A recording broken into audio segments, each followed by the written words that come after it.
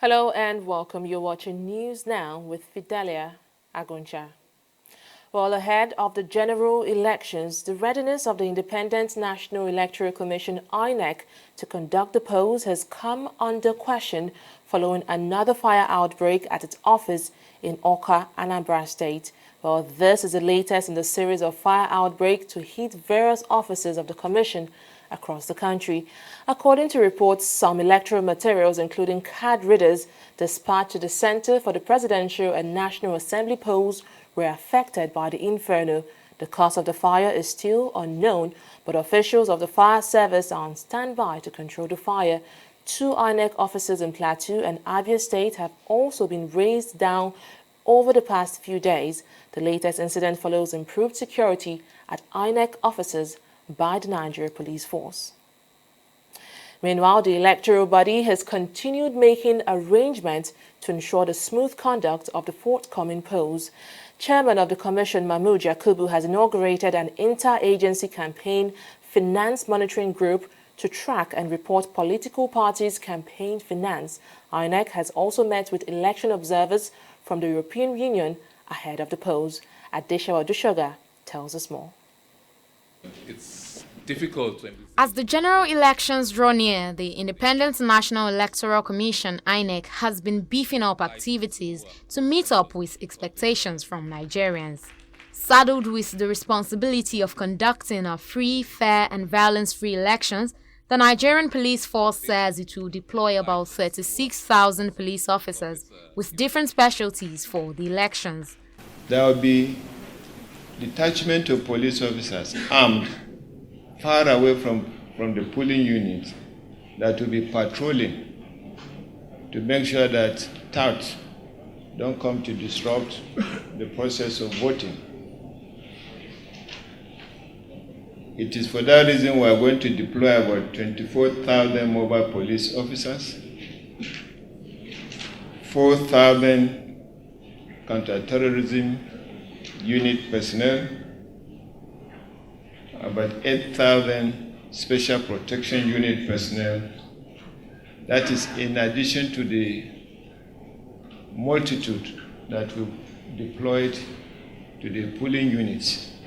Also been given orientation to domestic and international observers who have been accredited to cover the polls.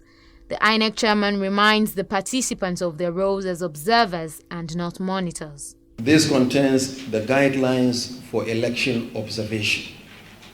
The roles and responsibilities of the Commission, the roles and responsibilities of observers, and we want to emphasize that you are observers, you are not monitors of the election.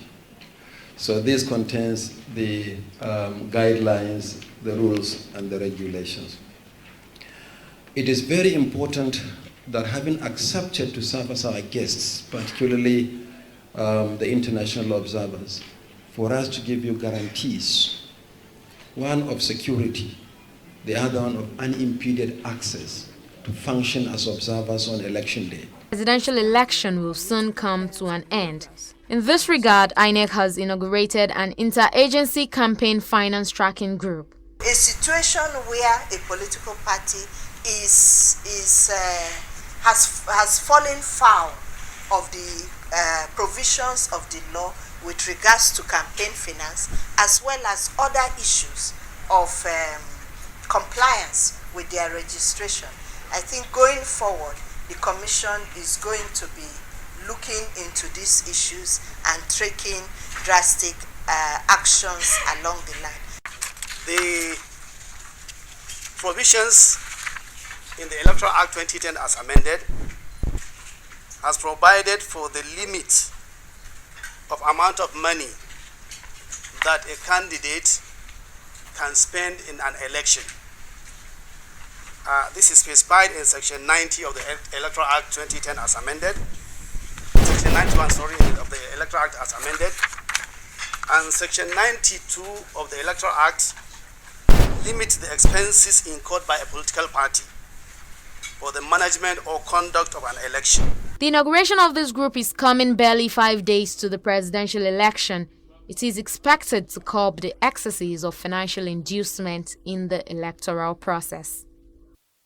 Well, still on electoral matters, the Independent National Electoral Commission (INEC) has revealed that there are 176,996 voting points and 119,973 polling units across the country.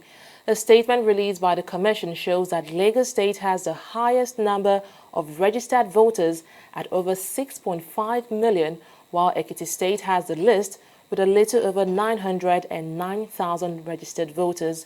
In total, there are over 84 million registered voters in the country. Meanwhile, the Lagos chapter of the Electoral Commission has expressed full readiness to conduct a free, fair and credible presidential election come Saturday 16 February 2019. We think a polling unit should not be more than 750 registrants. If there are more than 750, then you know it creates a problem. People will have to wait and wait and wait and wait to be able to vote. That is the first major reason why we had to create voting points for polling units, so that everybody in that unit will not have to queue up, even if there are 10,000. But we have now broken the total number of registered people in a polling unit into various voting points, so that it quickens their access to voting. It's just as simple as that. And there's no controversy whatsoever about it. The total number of points where you can vote in Lagos State is 13,325. No more, no less. There's going to be enough security at all the polling centers so that each voter will have free, well-secured environment to cast his vote.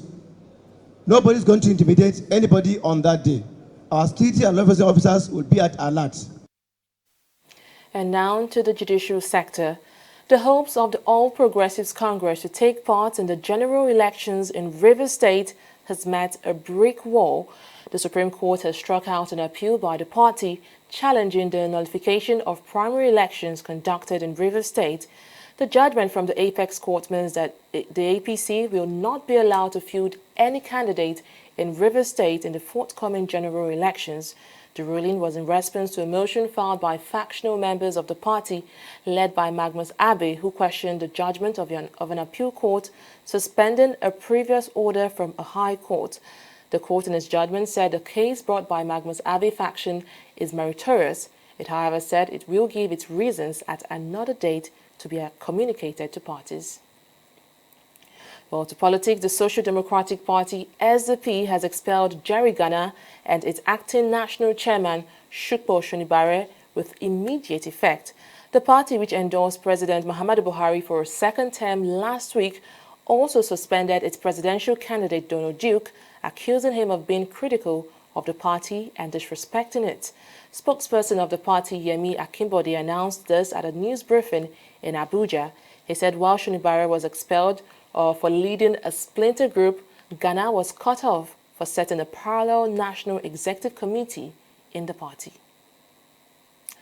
Well, Vice President Yemi Osinbajo has continued his door-to-door campaign in Lagos State to garner support for the second-term bid of the Buhari-led administration. Well, this time, Osinbajo visited the Ikorodu area of the state where he met with a traditional ruler and other chieftains of the region. He urged residents in the area to support the president's vision to take Nigeria to the next level. We want all these they have been enumerating and all you have mentioned. Some of them we hardly can say Ikorodu have received some proportion of it. If it's going to pass through the urban sanctuaries of any locality, we will appreciate it. And more so, we are promising you. Our people here, they have done a lot, that all the urbans and all the chairmen of the local government went to INEC office to make sure these voters' cards were taken. And by the time we saw the figure the INEC gave us for Lagos State, we know the population of Lagos State, which is about 22 million. But what they were giving us, eligible voters in Lagos State, is about 6 million. Ikorodu was giving 330,000. We are church change. We are ready for you. We are ready for you. We should be expecting 1 million in Ikorodu, the position of INEC office has to be relocated for the future. It has to be relocated so they can have access to it, so they can see what Ikorodu is made up of. We have to ponder on everything you said, because everything is here in Ikorodu. Industrial estate is here. Cargo light rail is here as well, waiting to be expanded. So by God's grace, everything you have said will be considered and implemented.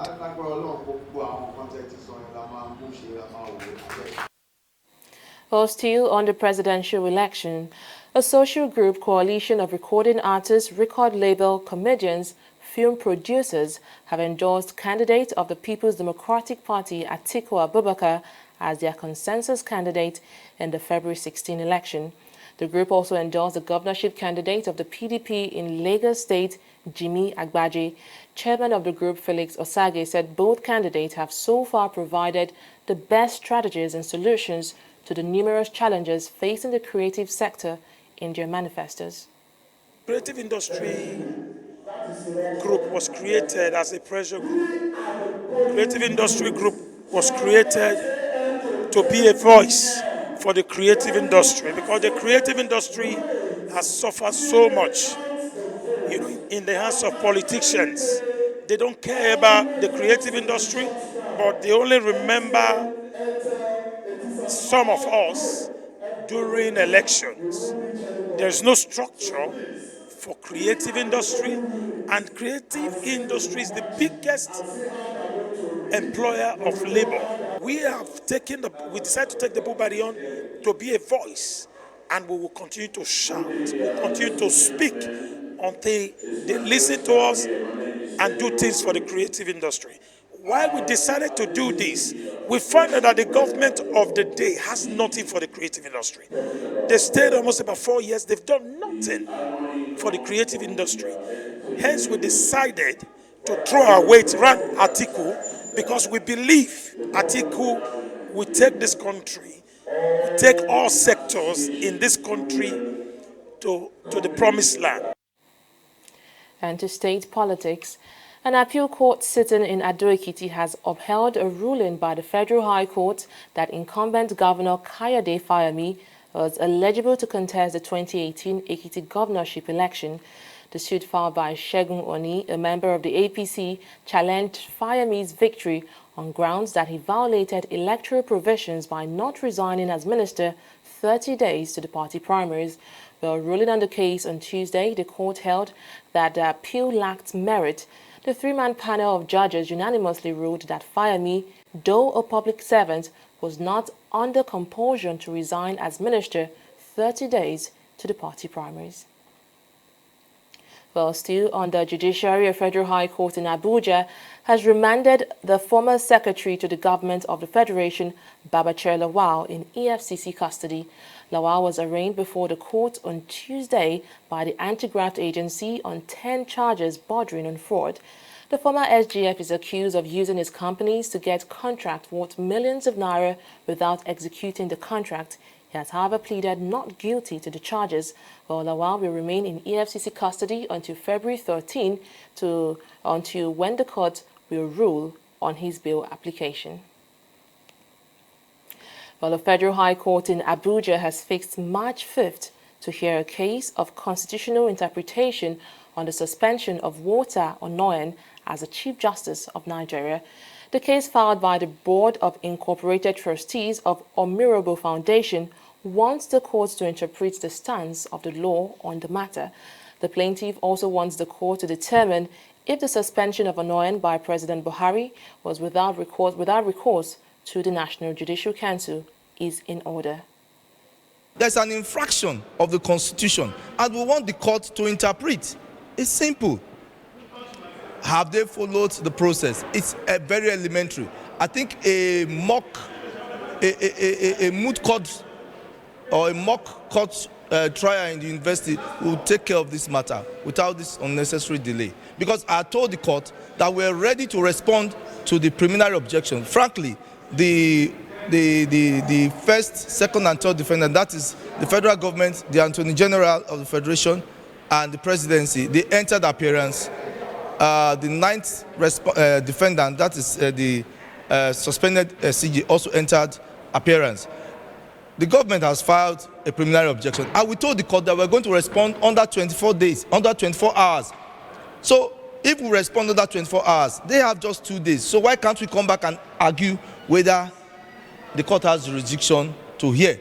Or why can't we come back to find out whether the court has, whether we have local standing to issue to come into the matter?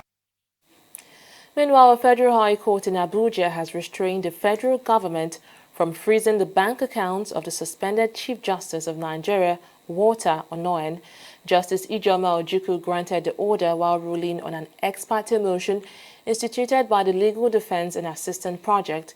The Attorney General of the Federation, Abubakar Malami, had written to the NFRU last month asking the unit to restrict normal banking operations on certain accounts belonging to Onoyen. Malami said the suit was in line with Executive Order 006 on the preservation of assets connected with corruption. While ruling on the matter on Tuesday, Justice Ojukwu held that a court order must be obtained before freezing the account. Meanwhile, the Nigeria Bar Association has called on the federal government to withdraw the charges of non-declaration of assets filed against the suspended Chief Justice. Well, destroyed road barricades are now a common sight in Lagos as some residents are vandalizing public property. Well, this is setting back the infrastructural development agenda of the state government. Adeshawa Dushaga has been around the city to find out why this persists. She tells us more now.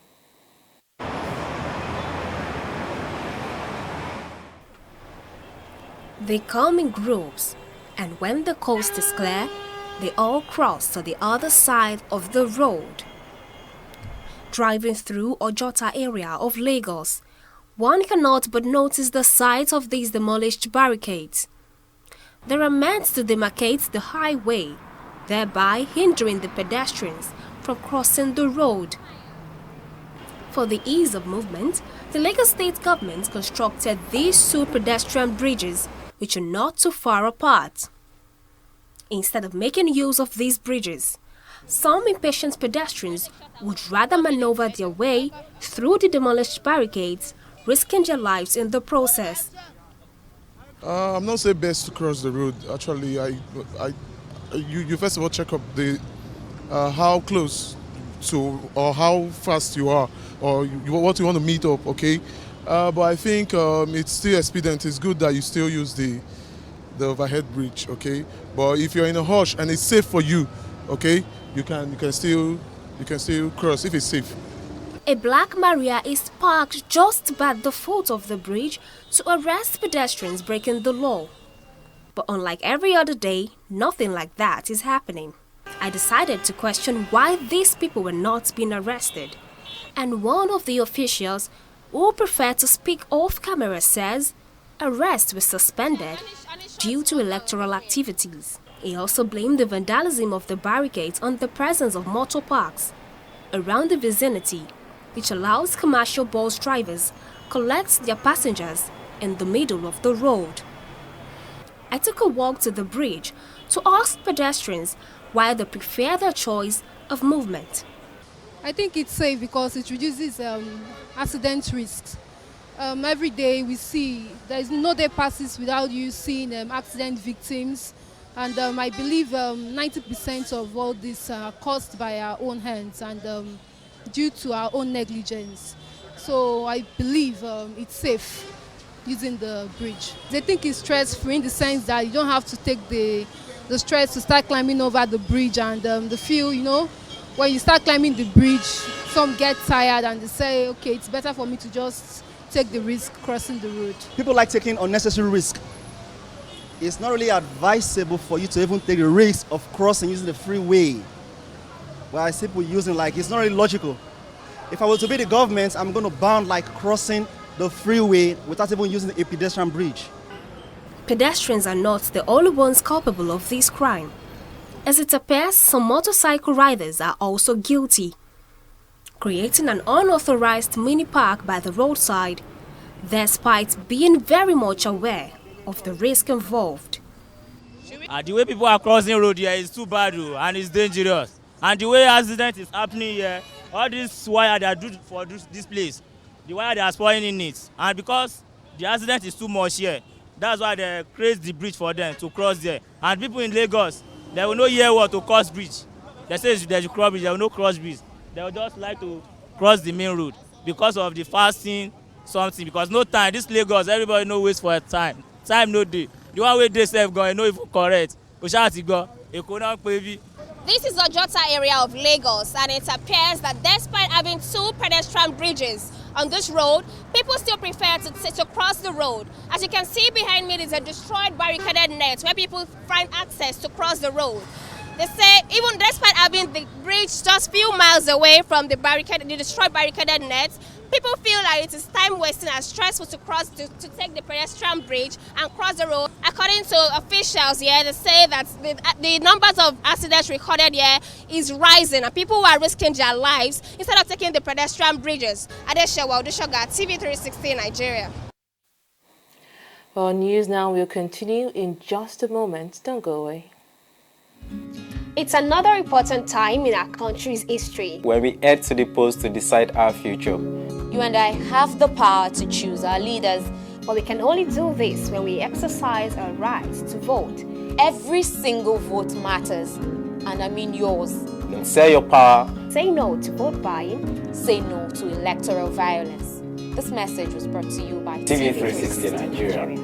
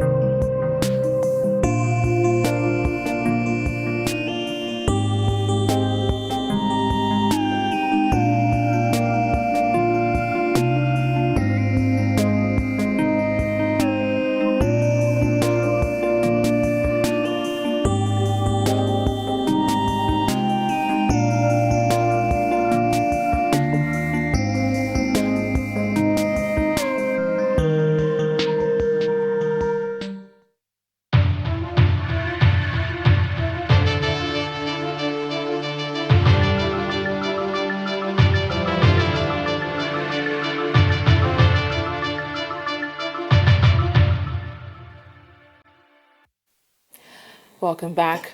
Well, let's now talk business. Annette Felix is standing by. Hello, Annette. Hello, Fidelia.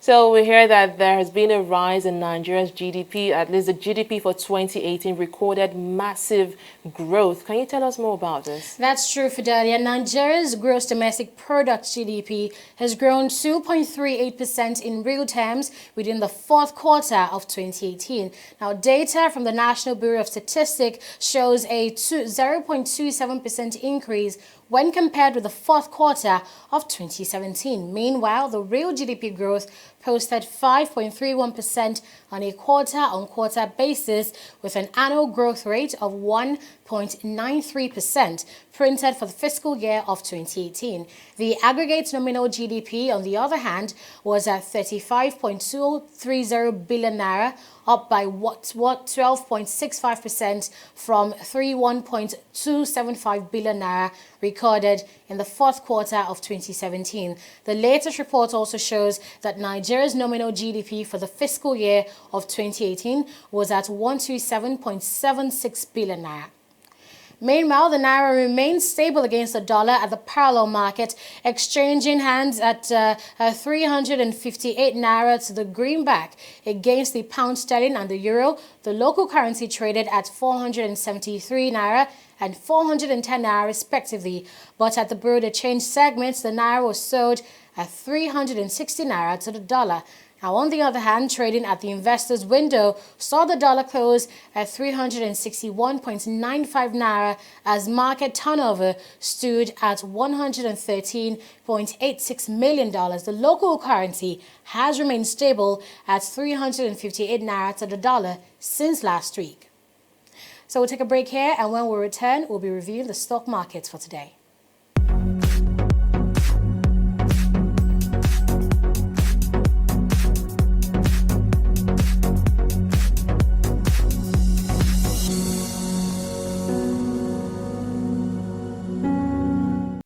Extending gains for the 9th market day, the all-share index appreciated by 2.14%, and that's to close at 32,462.31 basis points, while the market capitalization closed at over 12 trillion naira. Now, the consumer goods sector, the industrial goods sector, the oil and gas sector, and also the consumer goods sector are maintaining steady gains, with Nestle Nigeria PLC increasing by 6.00%. We see that Seplat is also increasing by 6.10%, and so is Dangote Cement and Mobil. Now, conversely, we see that Okomu Oil, Cement Company of Northern Nigeria, Julius Berger PLC, and Stanbic IBTC Bank are topping the list of losers. Now, let's take a look at the market summary for today, which shows that over 580 million shares worth over 8 billion naira were transacted in 7,052 deals.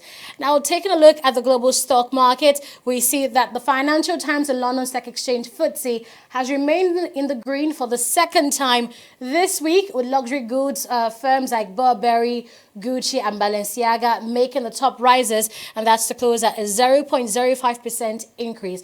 Now, the Dow has also racked up some gains, rebounding from its losses yesterday as the all-share index closed at 25,382.65 basis points, and that's wrapping up at 1.32% increase. The Nikkei has also moderately risen to 2.61%.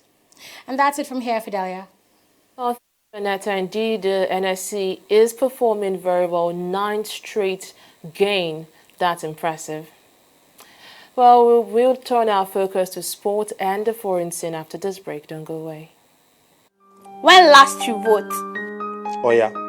When last you vote for the person where you get for mind say go sabi work? Don't be person will find you something, no? Okay now, you register to vote? So you don't collect your PVC? I beg. Make we not be like Esau. We're selling bet right though. Make we shine our eyes this election period. Make we stamp only people we will know say then get better mind for Nigeria. This message. That's TV360 Nigeria. Well, at least 17 people died when a fire ripped through a budget hotel in Delhi on Tuesday, raising fresh questions about safety standards in poorly regulated budget hotels. The victims include a woman and a child who jumped from the window to escape the fire that broke out before dawn. Images showed flames and thick smoke billowing out of the top of the floor of the hotel located in a congested part of the Indian capital.